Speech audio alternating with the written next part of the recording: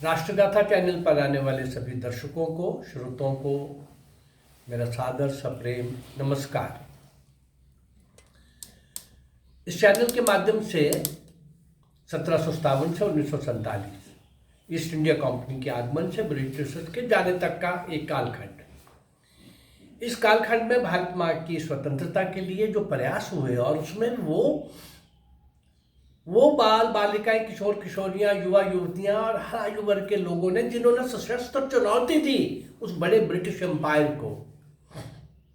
ऐसा माना जाता था कि आधे से ज्यादा दुनिया में उनका झंडा लहराता है और ये निहत्थे हमारे भारत माँ के सपूत, क्रांतिवीर वीरांगनाएं, नायक नायिकाएं, हर आयु वर्ग के, देश विदेश में अंग्रेजी सेना को, अंग्रेजी सरकार को सशस्त्र चुनौती दे रहे थे समय समय पर और अपनी जान से खेल रहे थे। फांसी के तख्तों पर झूल रहे थे, जेल में लंबी कठोर यात्राएं सहते हुए दम तोड़ रहे थे और धरती का घोर नरक अंडमान सेलुलर जेल, ऐसे नारकीय जेलों के अंदर जो लोग गए 90% वापस नहीं आए, वही मर खप गए। और जो वापस आए वो भी इस काबिल नहीं थे इतना उनको, यानी जहां पर 2 घंटे नहीं रुका जा सकता वहां पर 2-2 जन्म की सजा भुगत रहे थे क्रांतिकारियों के सम्राट वीर सावरकर। ऐसे और भी अनेक बहुत लोगों को मैंने लगभग 1700-1800 क्रांतिवीर वीरांगनाएं आपके सामने इन 705 वीडियोस के द्वारा आप तक पहुंचाई है। अभी कुछ दिनों से भारत माँ की स्वतंत्रता संग्राम के अंतिम दिनों का घटनाक्रम, नेताजी सुभाष चंद्र बोस और आज़ाद हिंद फौज, इसको लेकर के मैं आपके सामने आ रहा हूं। तो अभी हम पहुंचे थे कि आज़ाद हिंद फौज का कितना बड़ा योगदान था अंग्रेजों को भारत से भगाने में और अंग्रेजों के भारत छोड़कर जाने में।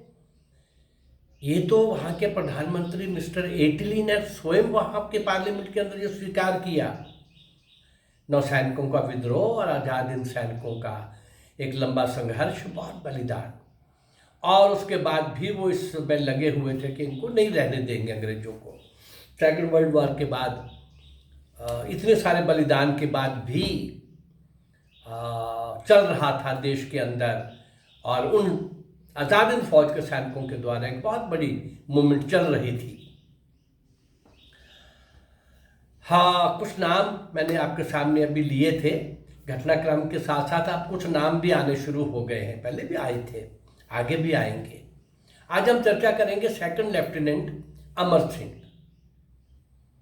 सेकंड लेफ्टिनेंट श्री अमर सिंह आज़ाद हिंद फौज के अधिकार में अब्बा नामक स्थान पर एक फौजी चौकी थी जिसकी रक्षा का भार सेकंड लेफ्टिनेंट श्री अमर सिंह के ऊपर था। इस चौकी पर अंग्रेजी सेना की आंख थी और वे उस पर अधिकार कर लेना चाहती थी। उसने अपने गुप्तचर भेजकर ये पता लगा लिया कि अब्बा चौकी पर आज़ाद हिंद फौज के सैनिकों की संख्या 20 से अधिक नहीं है। उन्होंने सोचा कि एक तगड़ा हमला करके इतने कम सैनिकों को मार भगाएंगे और उनसे चौकी छीन लेना कोई कठिन कार्य नहीं है। एक दिन प्रातः 8 बजे अंग्रेजी सेना के 150 सैनिकों के एक सुसज्जित दल ने आज़ाद हिंद फौज की चौकी पर हमला बोल दिया। हाँ, एक तरफ केवल 20 सैनिक और दूसरी तरफ 150। सिर्फ 150 सैनिक ही नहीं, अंग्रेजी सेना के पास स्वचालित हथियारों के अतिरिक्त भारी भारी तोपें तथा किलेबंदी को तोड़ने वाले मोर्टर भी थे, जबकि आजाद हिंद फौज के सैनिकों के पास केवल साधारण राइफलें और कुछ मशीन गनें भी थी और उनके पास युद्ध सामग्री भी बहुत कम थी। यदि वे अधिक समय तक युद्ध करते तो उनकी सामग्री समाप्त हो सकती थी। अंग्रेजी सेना ने चौकी पर आक्रमण किया तो आजाद हिंद फौज के सैनिकों ने कोई प्रतिरोध नहीं किया और उनको निकट आने दिया। जब शत्रु सैनिक अत्यंत निकट आ गए तो आजाद हिंद फौज के जवान बाज की तरह उन पर झपट पड़े और उन पर गोलियों की वर्षा आरंभ कर दी। अंग्रेजी सेना ने इस प्रकार का अप्रत्याशित अवरोध की कल्पना नहीं की थी और देखते ही देखते उसके कई सैनिक धराशायी हो गए। अंग्रेजी सेना पीठ दिखाकर भाग खड़ी हुई।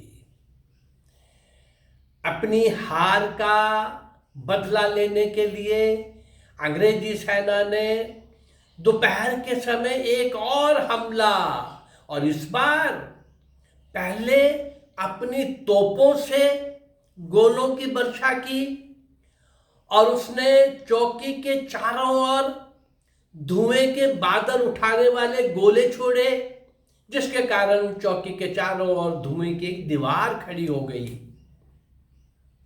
और उसकी आड़ में अंग्रेजी सेना चौकी के निकट पहुंच गई। इस बार भी आजाद हिंद फौज के जवानों ने दुगने जोश के साथ उनके हमले का सामना किया और चौकी के आसपास अंग्रेजी सेना के सैनिकों की लाशें बिछा दी। शत्रु को दूसरी बार भी पीठ दिखानी पड़ी। तीसरी बार सायंकाल उन्होंने पहले से भी अधिक बड़ा हमला किया। हमला करने से पहले ही शत्रु सेना के 6 बम वर्षक लगातार 1 घंटे तक बम वर्षा कर रहे थे। पूरे क्षेत्र की धज्जियां उड़ा दी थी बम वर्षा ने। इसके पश्चात मशीन गनों ने आजाद हिंद फौज की खाइयों को लक्ष्य करके गोलियों की धुआंधार वर्षा की। उनको लगा कि बस अब तो कोई भी नहीं बचा होगा, सब मर गए होंगे, एक भी जीवित नहीं बचा होगा। लेकिन ईश्वर को कुछ और ही स्वीकार था। केवल एक ही सैनिक का बलिदान हुआ। भ्रम में यह सोचकर कि कोई बचा नहीं होगा, अंग्रेजी सेना आगे बढ़ रही थी खाइयों की तरफ, जहां वो आजाद हिंद फौज के सैनिक इतनी बम वर्षा और इतनी तोपों के गोले और इतना सब कुछ, कोई नहीं बचा होगा।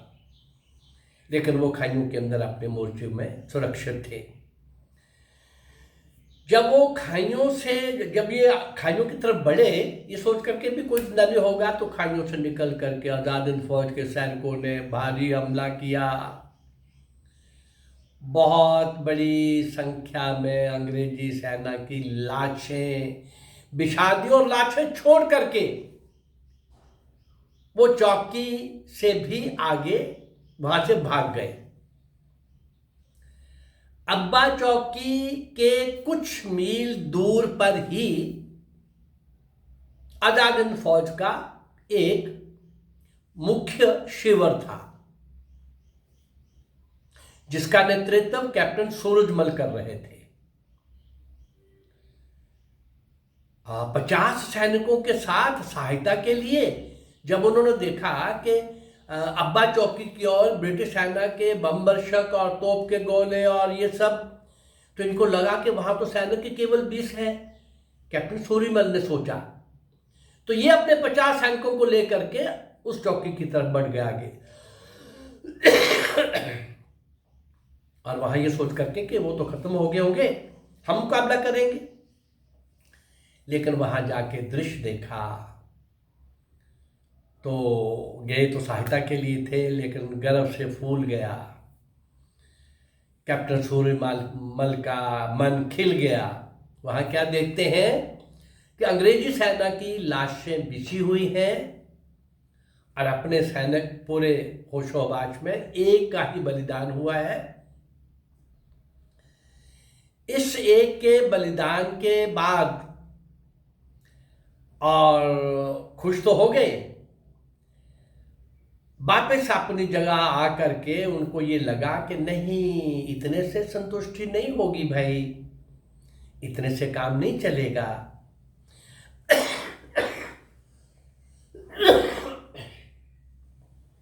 कैप्टन सूर्यमल ने आगे बढ़ करके आगे क्या किया, वो भी एक बहुत अच्छा रोचक प्रसंग है। बहादुरी का, शौर्य का, वीरता का एक कमाल का कारनामा है। वो इसके आगे फिर कल के एपिसोड में लेंगे। आज captain Amar Singh, second lieutenant captain Amar Singh को मैंने आपके सामने लाया, जिसने 3 उनके हमलों का मुकाबला किया। और आप इससे संतुष्ट नहीं हो रहे कैप्टन सूर्यमल को, तो वो कल क्या करने वाले हैं वो भी आपके सामने आएगा। अब आप सोचिए, बलिदान कितने, फांसी पर झूलने वाले कितने, जेलों के अंदर यातनाएं सह करके दम तोड़ने वाले कितने, सेलुलर अंडमान जेल, घोर नारकीय, वहीं पर जाके मर खपने वाले कितने, हजारों लाखों की संख्या में बलिदान होने वाले किसी का भी इतिहास में नाम नहीं। और हमें बताया गया आज़ादी नेहरू और गांधी ने लेके दी है। इससे बड़ा मजाक कोई और हो नहीं सकता। तो नेताजी सुभाष चंद्र बोस, आज़ाद हिंद फौज और इनकी आगे की लड़ाइयाँ, हर मोर्चे का एक एक दिन का इतिहास मैं आपके सामने ला रहा हूँ। लगता है आपको अच्छा लगेगा, और अगर अच्छा लग रहा है तो इसको लाइक करिए, सब्सक्राइब करिए और शेयर करिए। नमस्कार, जय हिंद, धन्यवाद।